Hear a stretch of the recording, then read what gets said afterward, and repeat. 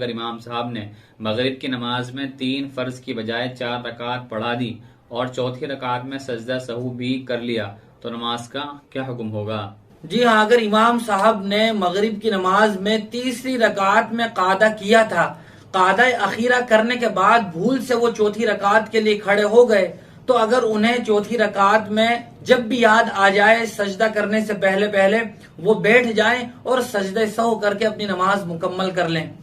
اور اگر امام صاحب کو سجدے سے پہلے یاد نہیں آیا کہ میں چوتھی رکعت کے لیے کھڑا ہو گیا ہوں، تو وہ 1 رکعت اور ملا لیں تاکہ 5 رکعت ہو جائیں۔ 3 رکعت فرض کی ہو جائیں گی اور 2 رکعت نفل ہو جائیں گی۔ 5ویں رکعت میں قعدہ جب وہ کریں گے تو سجدہ سہو بھی کریں۔ لیکن اگر امام صاحب نے مغرب کی فرض نماز کی تیسری رکعت کا قعدہ اخیرہ نہیں کیا تھا اور اس کو بھول کر وہ چوتھی رکعت کے لیے کھڑے ہو گئے، تو جب بھی انہیں سجدہ کرنے سے پہلے یاد آ جائے بیٹھ جائیں اور سجدہ سہو کر کے قعدہ کر کے اپنی نماز مکمل کر دیں، نماز درست ہو جائے گی۔ لیکن اگر چوتھی رکعت کا انہوں نے سجدہ کر لیا اور تیسری رکعت میں قعدہ نہیں کیا تھا تو اب یہ نماز باطل ہو جائے گی، نفل ہو جائے گی، نئے سرے سے انہیں نماز پڑھنی پڑے گی۔